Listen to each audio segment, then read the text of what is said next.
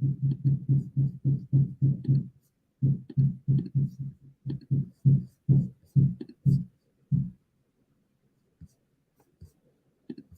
need people like you taking activism to a whole new level by putting it into.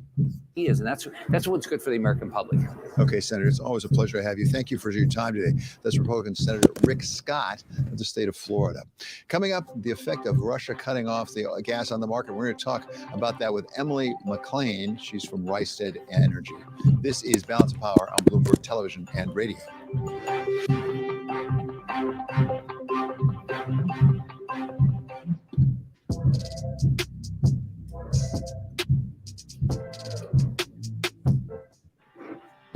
You will put a woman on Mars.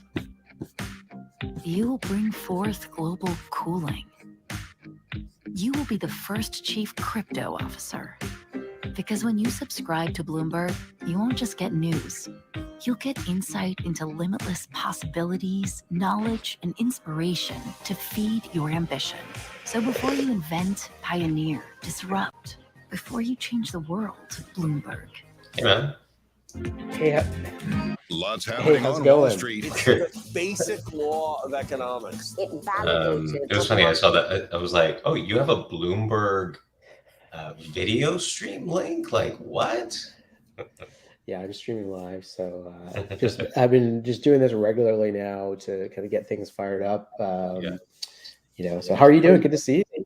Good, yeah, likewise. Been I don't even remember the last time I saw you. It's been years. Yeah. Years. How are things? They're good. Yeah. It's been been a bit of a wild few years, wild ride. But how's the family been? Everybody's good. Yeah, everyone's been good. It's been going through pandemic, having a kid. I can't remember. Do you have kids? No, we don't. No, we were waiting until the pandemic was over too. Because we found everyone that we knew was having one, and so we were happy playing the auntie and uncle right now. We jumped on that bandwagon early on, and beginning in pandemic definitely changed everything. So like I always say, it feels like it was just yesterday, but 2020 now, a couple of years ago for me, I ripped off a giant Band-Aid, quit my job in the company I built up, had a kid, moved to the suburbs, started a new company, and so. Whereabouts do you move to? Coquitlam. That's so funny because we had just left Coquitlam. So where are you now? We're in Toronto. Okay. Yeah, so we're kind of beaches, East York, east of the city and stuff. Nice. Nice. Whereabouts in Coquitlam are you? Awesome Heights. So we're like 5 minutes from Lougheed. Yeah. That's a great area. Really, a lot of stuff's up and coming there. Yeah. It was it took me like a week to get over this mindset that.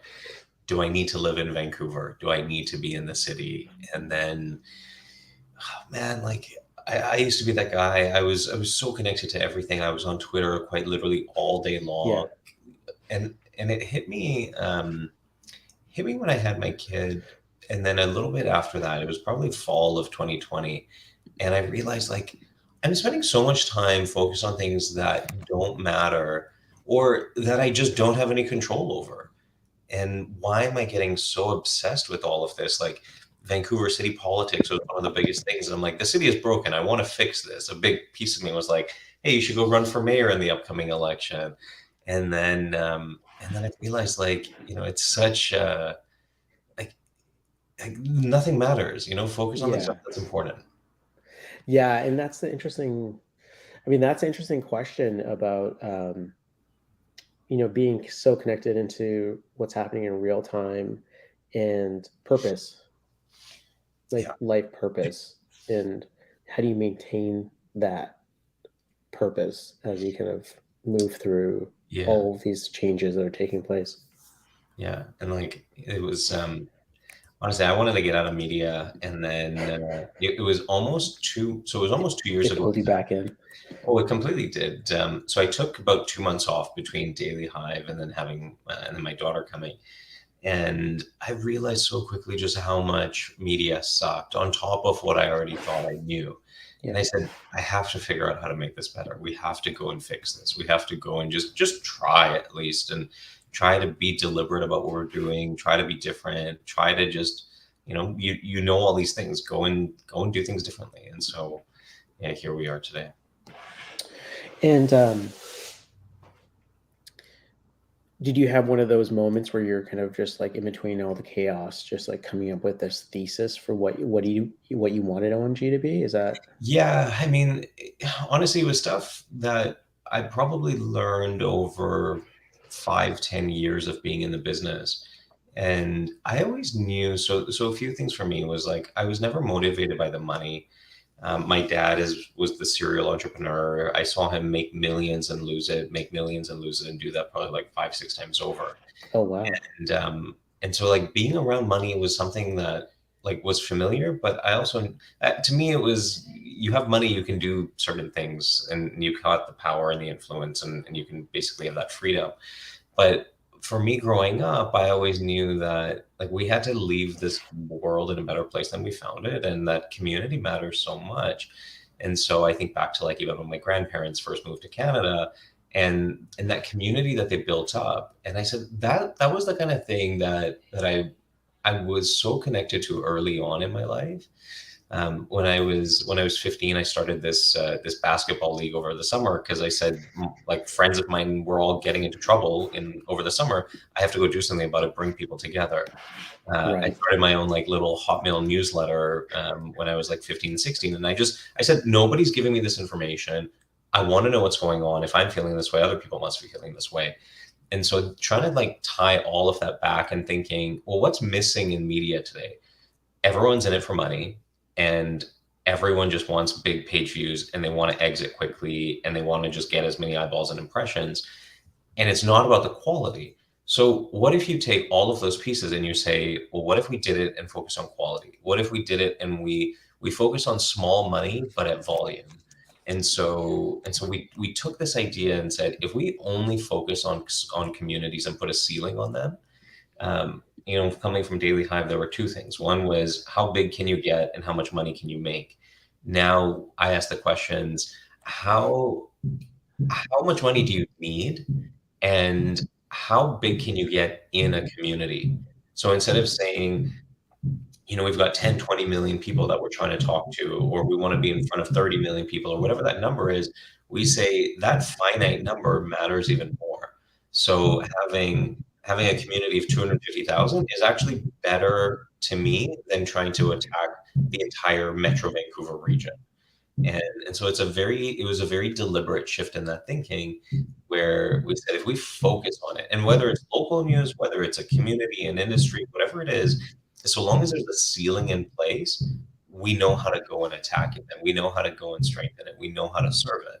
But if you don't know who it is that you're trying to serve, if you're trying to be everything to everyone, it's never going to work, at least not today anymore. So there's this big thesis that make a small amount of money and do it across many different places. So when you message, it was interesting because I said, hey, this is, the bigger type of question I'll throw is like, hey, why don't you just like invest in us and we can just do this and make it a thing. Yeah, totally. Also, we're raising money right now. Oh, you are? Okay. Yeah. My journey to SpaceTech was in 2017. I had this like period of time where my wife like left me alone for a few days or something, and I was just like sleeping in the office, like the old days, when you first start your career, you're just kind of sleeping in the office or whatever.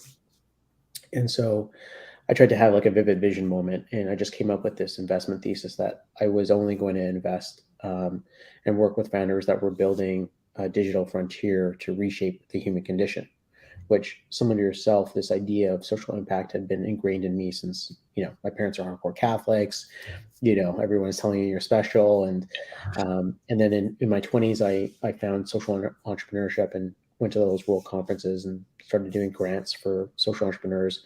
But my biggest intellectual pain point was, having built technology since 1999 and built companies that had some significant relevance to the verticals that they were supporting, was I was just tired of selling stuff, right? Like, you're just like, WTF, how many more suits can I sell? I love the company. I love, what they've created for people and the opportunity, but how much software security can I sell?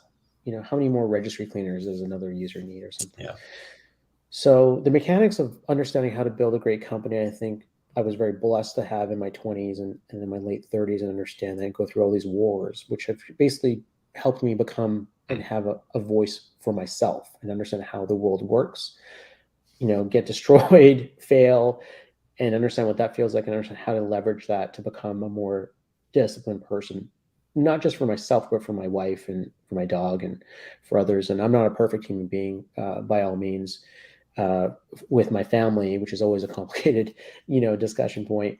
But you try and be, you try and be that voice, right? That example that we want to see in the world, right? The change. So a friend of mine, he runs envisioning.io, which is a think tank out of Sao Paulo, and envisioningtech.io. If I can bring it up here on my.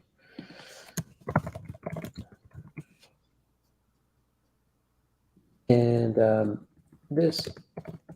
they released an infographic in 2012. And I can bring it up here. I'm using this company called StreamYard, which I don't know if you're familiar with, but they actually started in Victoria. Oh. Great. Two engineers, one guy out of Victoria and another guy out of a different, I think, Oregon state. And they just sold this company for $400 million. Sure. And essentially, it's a really easy way to stream online, share information, all that kind of stuff. And let me just see here if I can get to this point. Do you notice there's like no lag at all right now, what we're doing? Isn't that crazy? Yeah. Not to go all tech nerdy.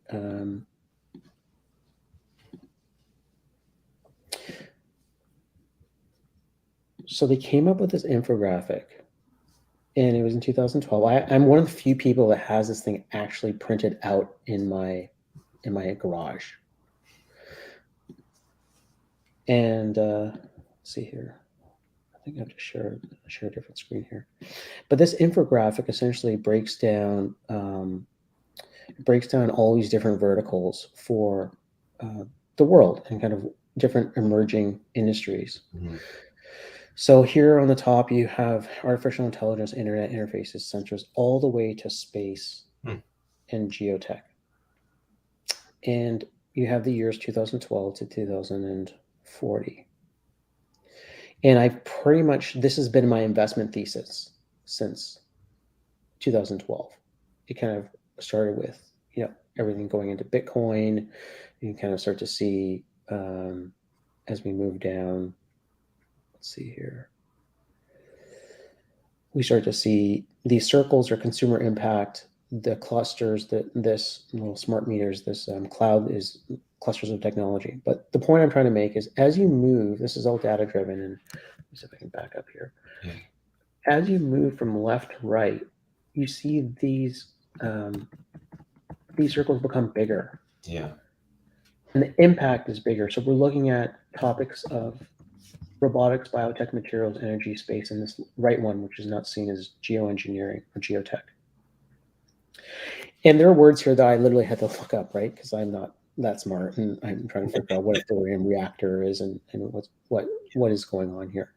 But where I landed was that I saw, from an intellectual perspective, that SpaceTech encompassed the majority of all these industries: biotech, materials, robotics, UBCOM, energy, geoengineering. Those are all subsectors of the actual economy. And this is what our kids are going to be doing. This is what they're going to be, getting into. And then finally, as you get into the impact, you see the impact, right? The consumer impact, the clusters of technology impact, the relative importance impact is extremely huge between where we're at right now, which is 2020. You can see we had interplanetary internet. We've got domestic robots. You've got biomaterials. You've got stem cell treatments. You got vertical farming. Mhm. This thing essentially maps out the future. And so, in summary, I basically said I'm just going to focus in on investing in SpaceTech, and spent a year in 2020 during COVID learning a lot more about what was happening in the environment. And then, last year we deployed 5 checks into 5 SpaceTech companies, 2 of which were in Canada, one out of Winnipeg called Wavering.Space. And from there, I built out this fund as well called Humanus, which is what we're trying to market it as the first social impact space tech fund, and kind of go from there. And as I was doing this, I was looking and trying to understand what's going on in the market, and I came across companies like Payload that just started out of nowhere and raised $600,000 and have just been covering space. Yeah. And the founders are very fascinating. They have a very fascinating background. One is from JP Morgan. The other is kind of from a consulting perspective. And I happened to ask myself, like, why are these guys getting involved in this? And like with the pragmatic capitalist hat on, they're most likely getting involved because they're trying to copy what we've seen happen with media companies, where they get the inside scoop on what's taking place and then they create a fund alongside what they're doing, right? Yeah. I was on a Clubhouse in 2020 with my father-in-law, who I invited to come on, who's an old Danish guy who lives in North Sydney, and a whole bunch of like astrophysicists and all these different folks. And, everyone was talking about rockets and crazy things. And so I'm texting my father-in-law at the same time. I'm like, Soren, just, ask your question, like get involved, whatever. So he kind of comes on as the old curmudgeon. He's just like, this is all wonderful stuff, but like, how is this relevant to me living in North Sydney and what have you? So, I think what's missing in the world today and in media is the idea of hope. And hope is a really fascinating word.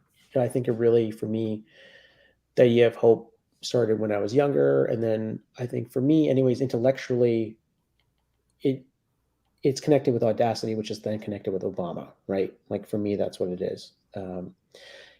And what I do want to say, and the reason why I reached out is because I wanted to have this ongoing conversation to understand why is covering space news important to the average person in North Sydney, in Kitimat, BC, where I was born, where it's like now 2,000 people.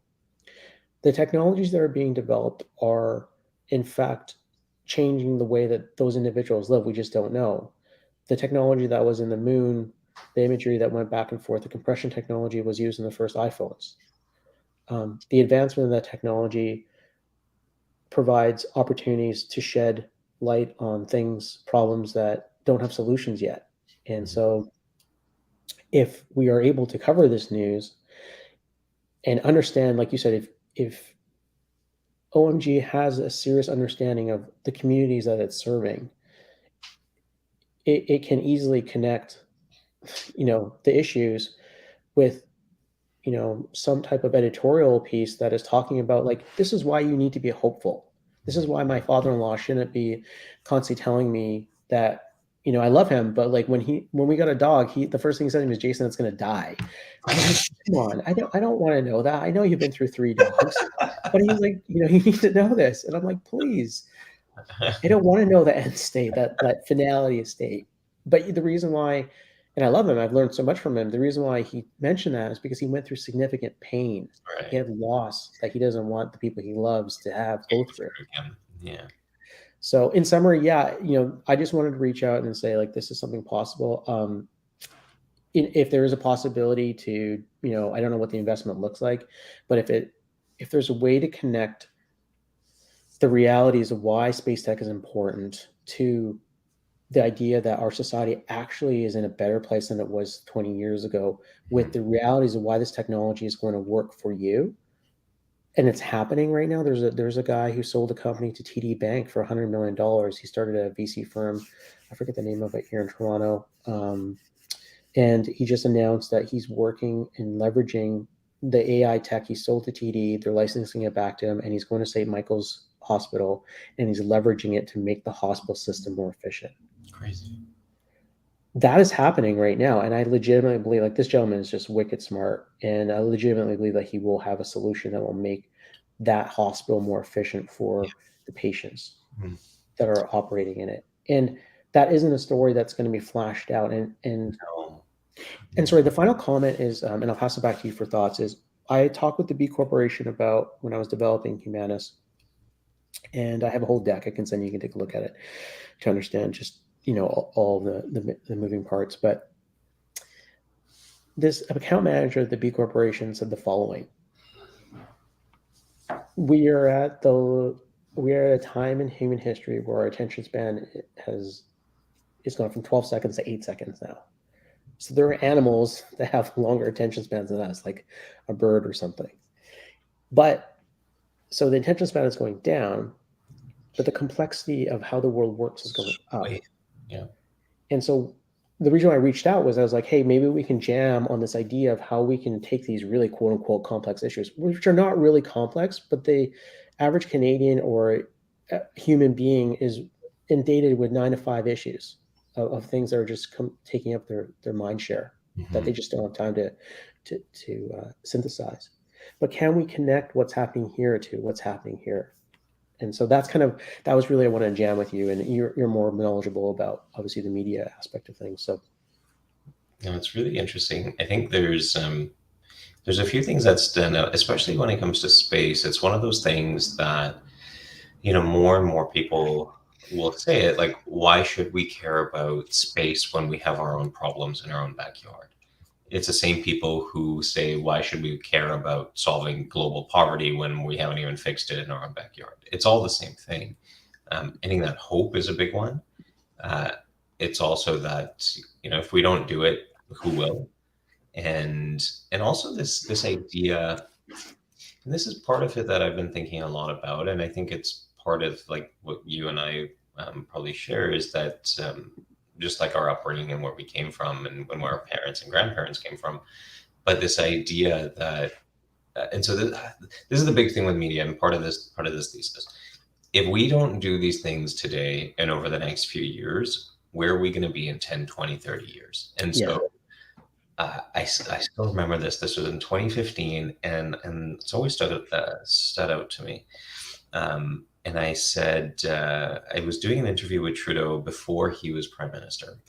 And I said, what's your hope and vision for Canada over the next 50 years? And immediately he said, well, let's talk about the next 3 years or the next 5 years. And I said, this is something that I'm hearing so often. And even when we launched the company last year, the conversations I was having with people was around the next 50 years in media and the next 50 years in community.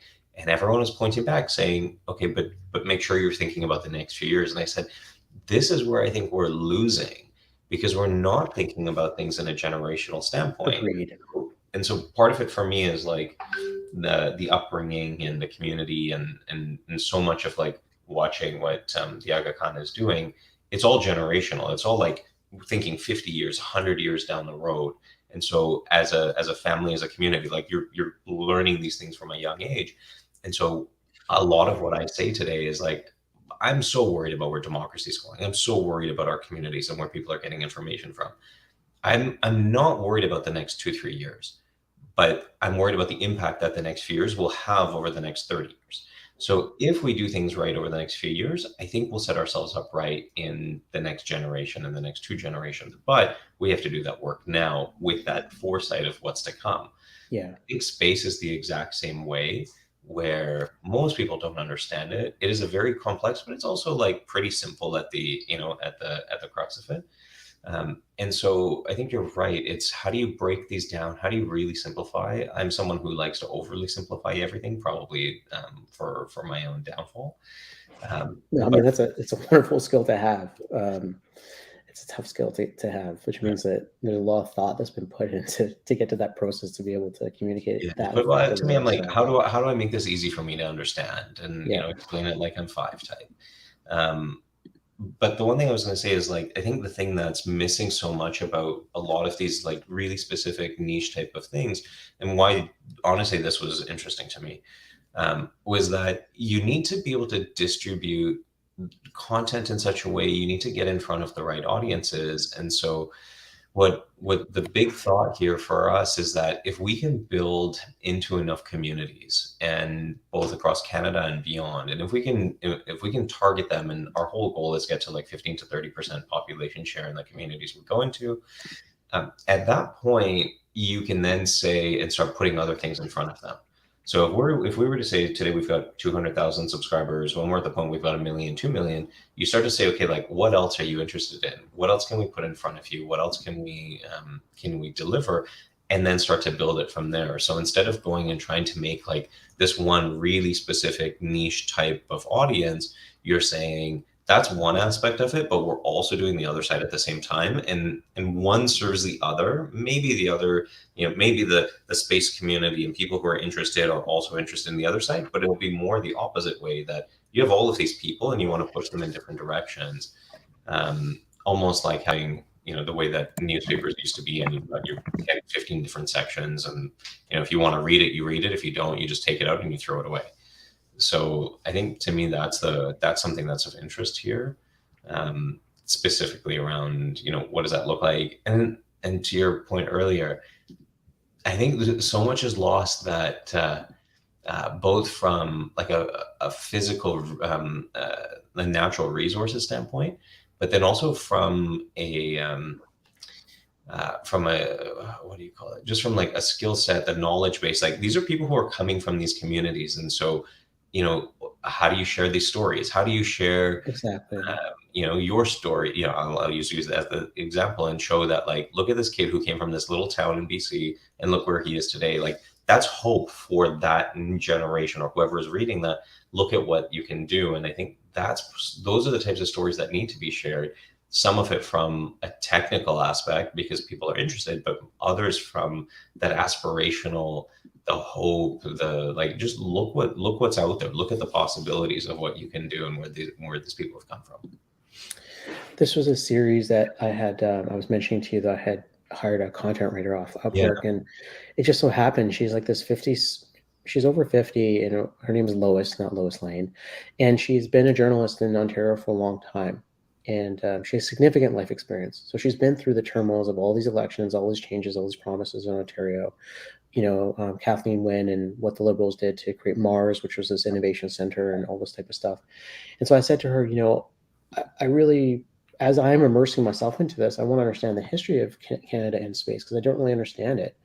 And so she started interviewing, some of these original innovators, like this gentleman named Larry Maynard, who basically came in and was able to put together, one of the first kind of like satellite systems in Canada, and talked about defense and communications, talked about the different space groups that were actually, building space during the 40s, the 50s, and 60s, how NASA got involved, why innovation was important, and just develop these stories and say, like, this gentleman, I don't know where he's living. I think he's living in Ontario somewhere. I wasn't able to do the interview myself, but to your point, like, this is a person who's probably living in one of these communities that's being serviced by OMG, and their story should be shared in that local newspaper to remind people that they have this knowledge set here, and the little high school that needs to get involved to get that person to go and speak to the school, because those, I don't know if you haven't met any of the school district trustees in Coquitlam, but I can make some intros there because I had started this accelerator called Try Accelerate there. We worked with the city council and the public library in Coquitlam, and we had a space dedicated for that innovation. But the School District 43, which is Coquitlam School District, the folks that are running that are very much interested in understanding who's local, all right, who can they get out to share their stories, and who can they impact. And I think that, to your point, that is a perfect example of how do we, connect this grand, sophisticated idea of space tech to the relevancy and the community aspect of things. Yeah. And space is not unique in that way. I mean, you could say the same thing across like almost every industry, from manufacturing to crypto and like everything in between. So it's definitely not unique. I was going to share something here. If I can zoom in, but one of the things that we talk about, this is my deck for the fund, and one of the things I've talked about was the hyper focus of space tech on the United Nations Sustainability Development Goals. And a big portion of what we're trying to do is work with founders who are connecting with that. And there's a significant evidence and case studies explaining how these United Nations development goals like no poverty, zero hunger, etc., like that. How is that taking place already? We kind of already see space assets that are aiding crop management. Who's that serving? That serves the crop management, the farmers in vulnerable communities, the farmers that are in Saskatchewan, that are in Alberta, that are in Manitoba. Um, they are going to get value from some of the companies that are being developed in their local communities. For those that are very much the generation concerned about climate change, sorry, I'm still new to this software that I'm using right now, but there's significant understanding of how the space data is going to use to allow us to understand movements of pollution and the harmful environmental contaminants that kind of exist in our ecosystem. The research from health and wellness beings of astronauts. This is already documented stuff that I can get sources from, which is more of an introductory, I guess, to how SpaceTech has been actually already useful, and the average Canadian or American doesn't know. But the health and well-being, the longevity aspect of how do humans operate in space, the data comes back and helps us understand medical issues. I know for a fact that the laboratories from University of British Columbia have sent either work to the International Space Station, or there's actually individuals from the organization that's part of the mission teams that are going up there because of the unique environment that is created by low levels of gravity and so forth. And so I won't go into that. I'll just try to make my point that there's a significant amount of existing data points that show use cases connected to the things that we are most concerned about. The problem is to the point in this discussion is it's never brought down to connecting all the dots and simplifying it. To your point, how do you make it a thematic? How do you make it simple for the individual to use or read? And like I want people to open up.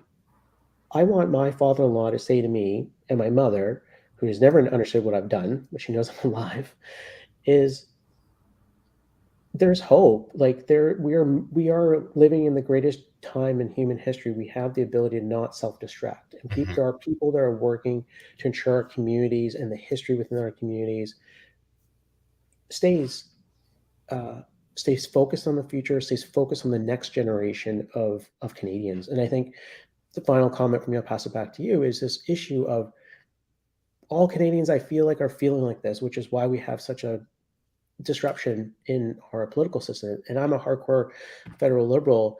Is that what is our vivid vision for our country? And shouldn't that vivid vision come from our communities? And should that be rolled up into the long-term idea of where our next chapter is supposed to come from? That's a good point.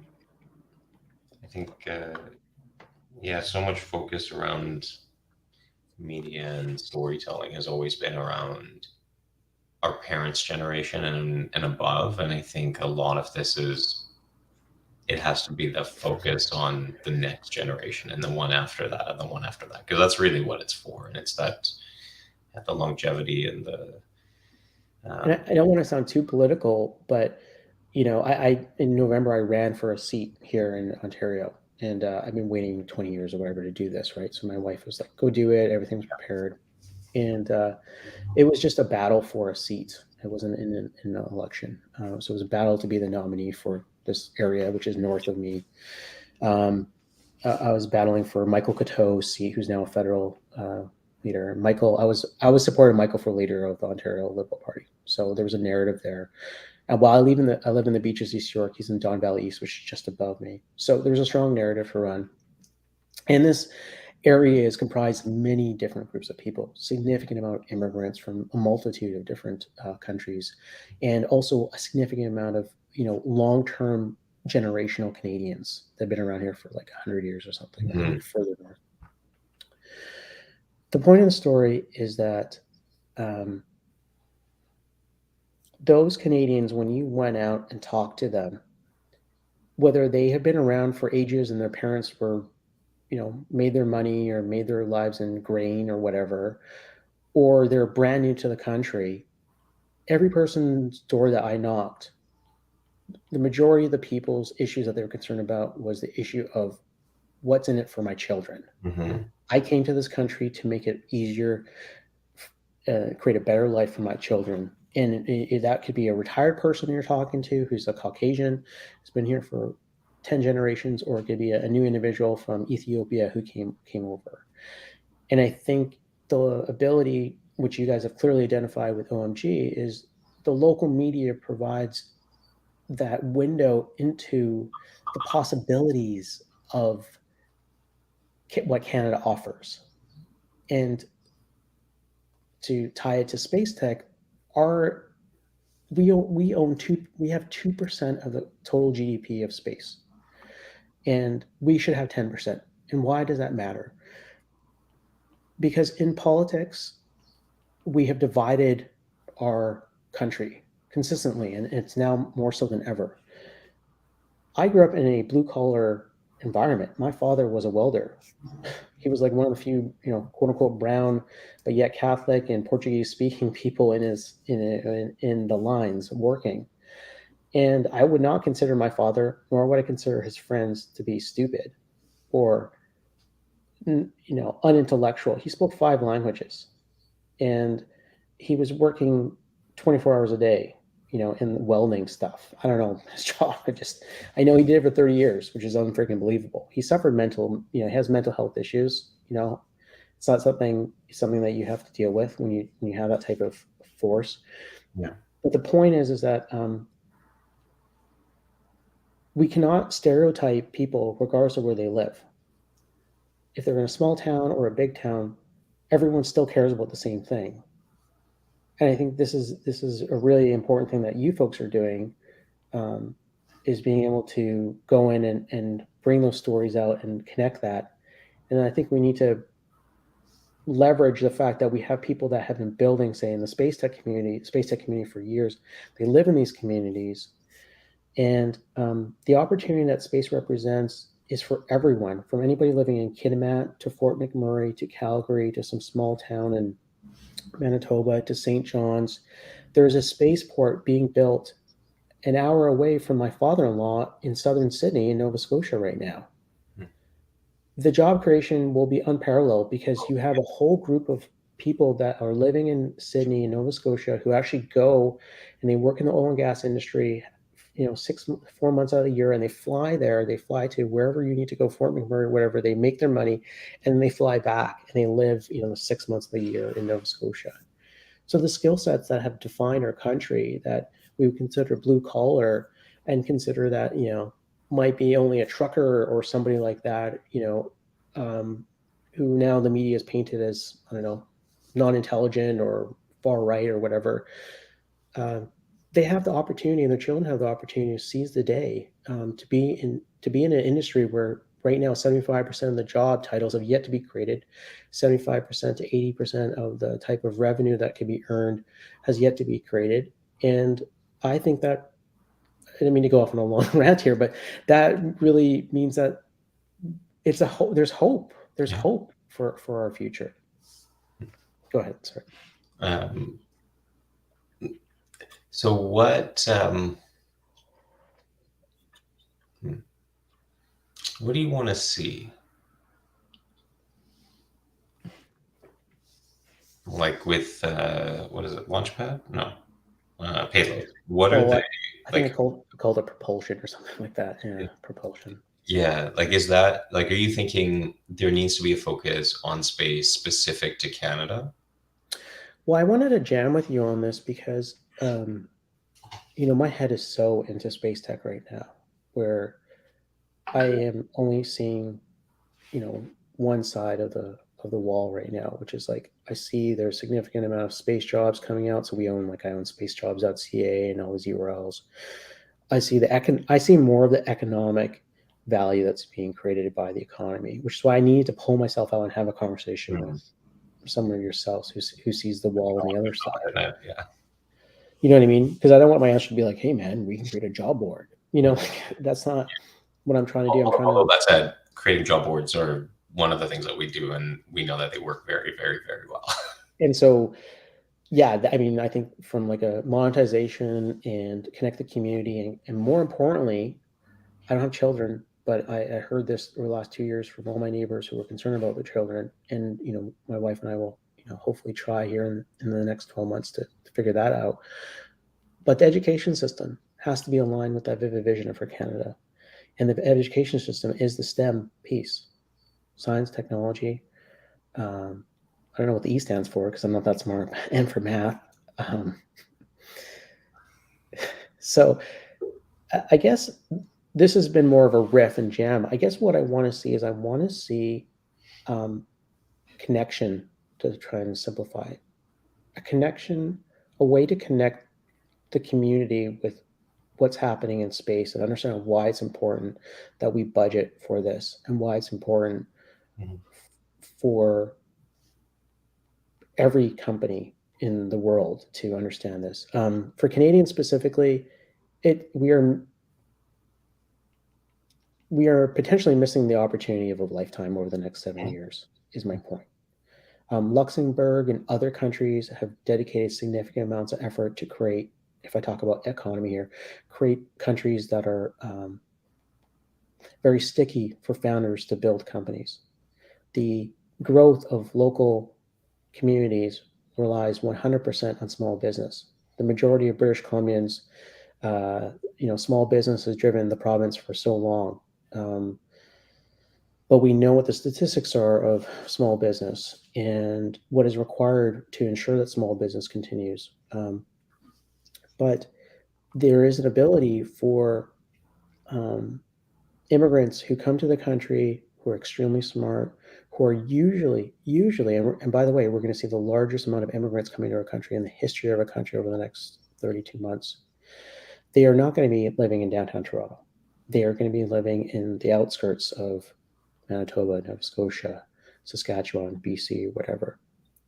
So these are most likely highly driven people who are going to come here who believe in the success of their children, and they will believe in science and technology, and they will want to see a clear path to the future. And if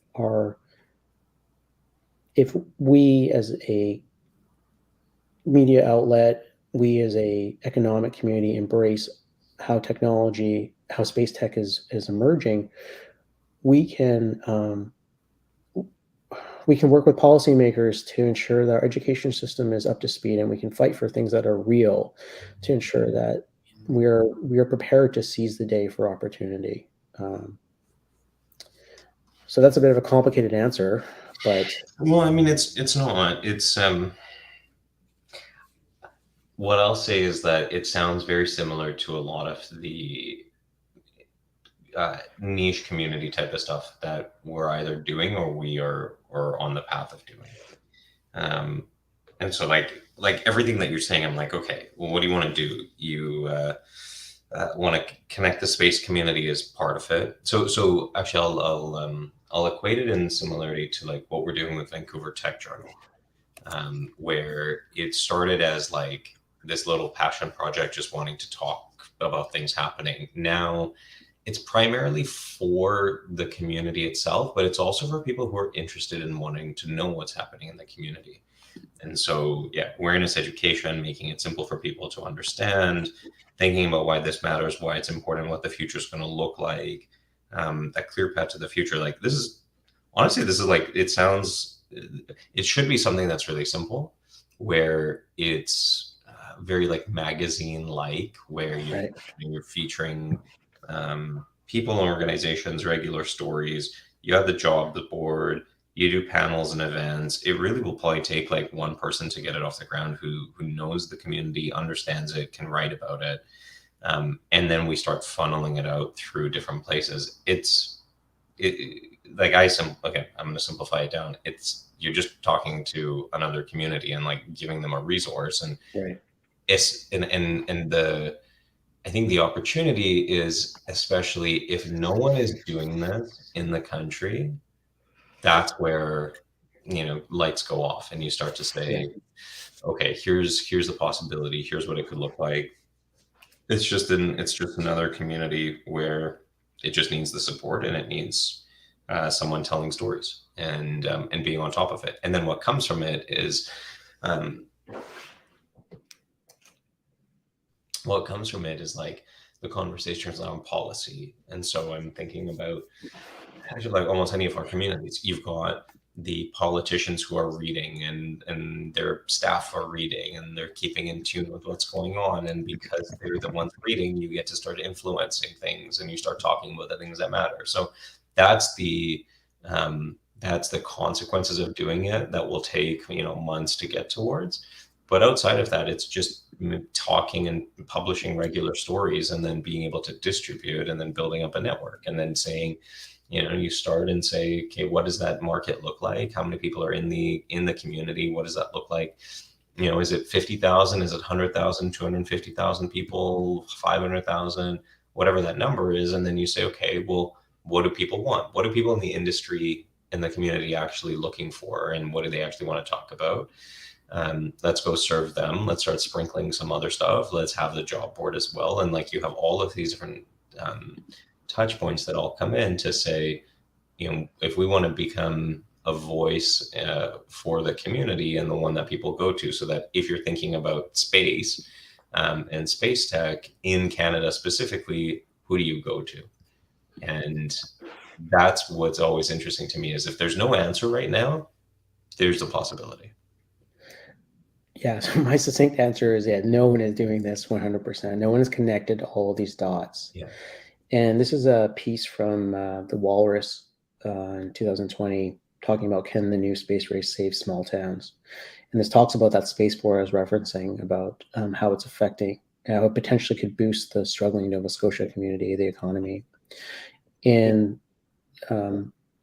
it talks quite a bit about, obviously, let me just scroll through just kind of what's taking place, what's happened with the industry. It goes away from like the Atlantic cod industry and how it kind of grew and then suffered, and then it talks really a lot about the town, right?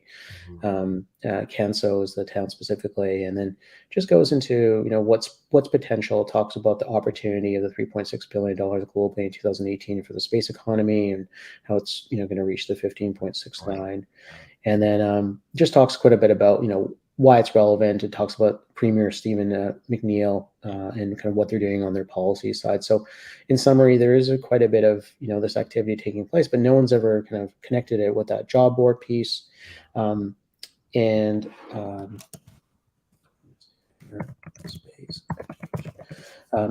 Space has done a significant amount of interesting stuff. They just recently announced a let me just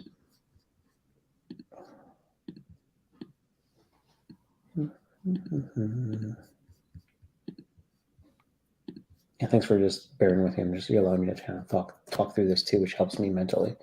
So this was just announced, right? March 2023. So MDA Space, which Jim Basile, who's the co-founder of BlackBerry, he's the chair of the board, and he's also by the way, he's also the chair of Innovation Asset Collective, which was the CEO of is Peter Cohen. He lives in Victoria, BC, and Peter's like basically, I would say, one of the foremost intellectual property advisors globally. He's also on my board for Humanis, our SpaceTech fund, and he Jim Basile, and he works with Jim and others to talk about how intellectual property is important to small business and to larger business across our world.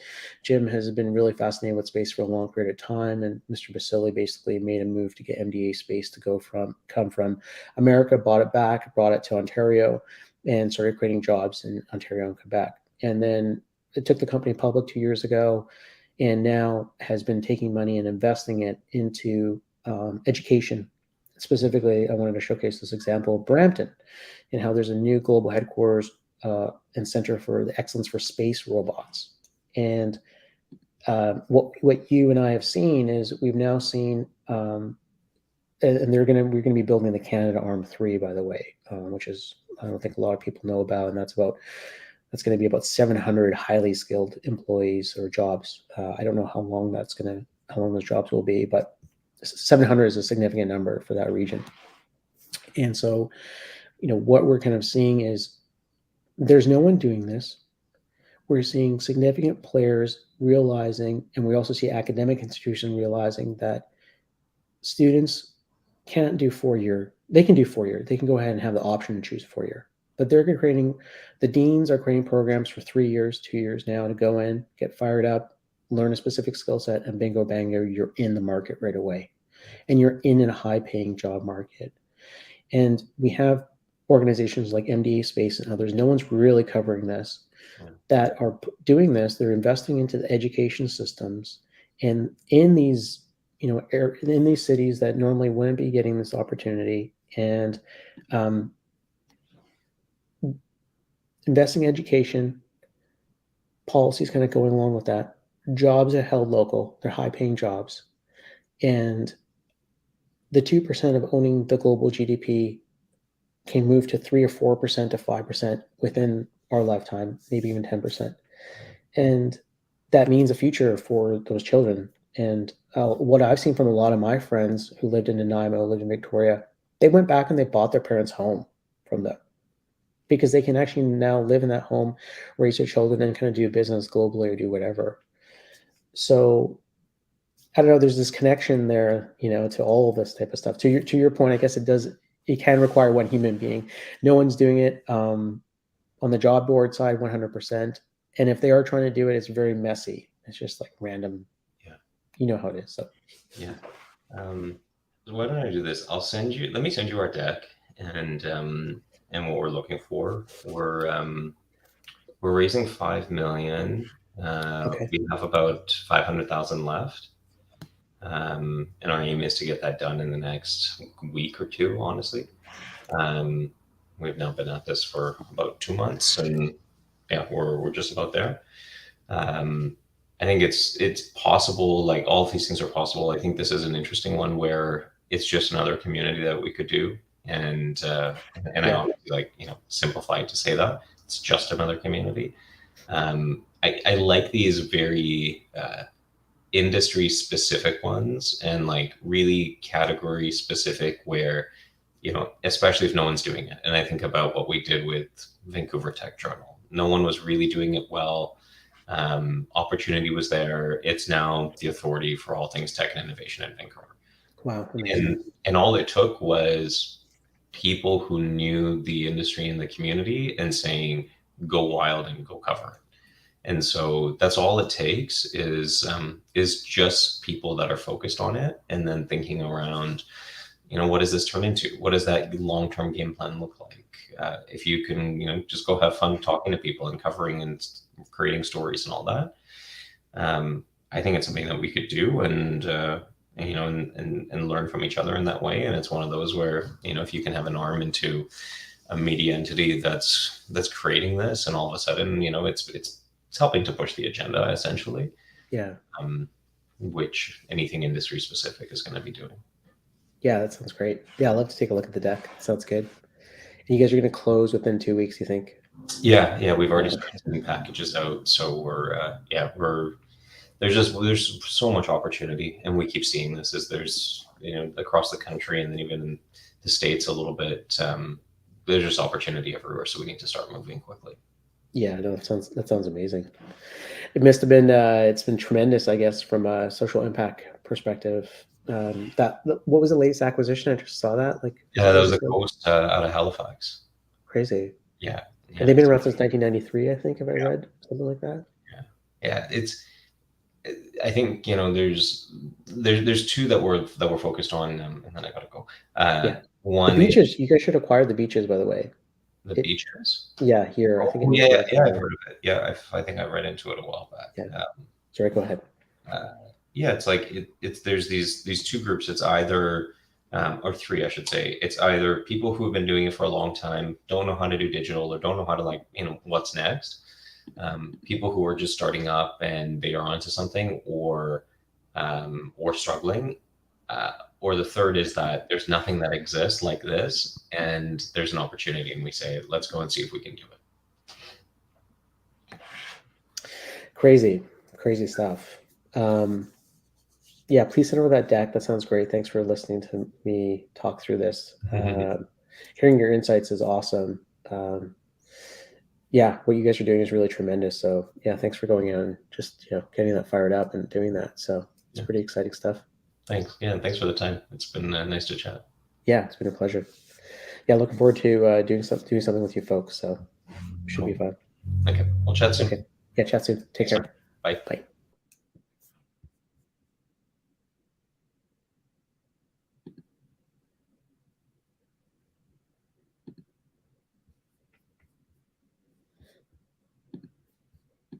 Of 2020. This comes after the plane maker's first quarter cash flow, revenue, and loss were all worse than analyst estimates. Joining us now is a true expert, George Ferguson, defense and airline analyst for Bloomberg Intelligence. George, thank you as always for joining us. The Boeing CEO said it has 400 planes in storage thanks to the 737 grounding.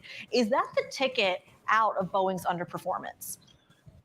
I don't think it's necessarily the ticket out, but it's a big portion of the recovery, right? So that's a lot of airplanes stored in inventory that absorbs cash. So Boeing will do a lot better job at generating cash as they get those airplanes delivered. Now, the challenge there is a lot of them, we think probably over 100 to up to 150 or so are slated for Chinese airlines. So that concludes. And China still hasn't authorized the MAX for flights inside China. In a few hours, so that's a big challenge, and that's why really they talked about that on the call Farhan today as from well, about Media Group China's today, willingness and the timeline space, for reauthorizing the MAX. And startups in the Canadian community. And then in terms of this inflationary impact, George, where do we see that mostly impact a company of size and scale like Boeing? That with I mean, Boeing actually, I think, very exciting stuff. We're just rolling now. This is our third live stream. A lot of their, everything's just happening as their it supplier happens, contracts are which is kind of what I wanted. I they just buy materials, just happened to have a over multi-year periods. This is really what the so power of Boeing this actually broadcast is about for me. And as we start to get users some of these watching, initial hopefully they'll be inflationary impacts. Obviously, if they persist, again, this is Jason Carvalho show. But right now, we're okay on that front. Probably find really a a function of getting deliveries more up regional and name cash. than that. Well, we George, are covering speaking of those space, deliveries, I want to talk about who's startups actually buying these planes. Basis. China, for example, was we'll one be of broadcasting Boeing's live biggest in about customers 3 a couple hours, of years ago. I think now when only making about Bloomberg, 3% West, of revenue.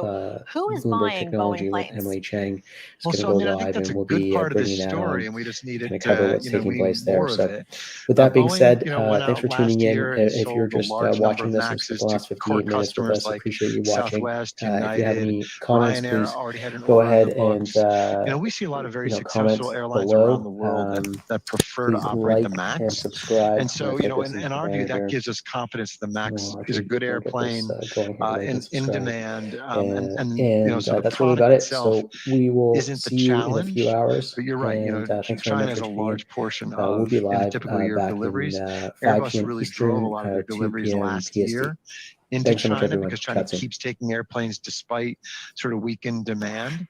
So it really hurts to have China not taking Boeing airplanes. China took the majority of deliveries of narrow-body airplanes before the pandemic from Boeing. So that's why it's especially challenging right now to have the airplane.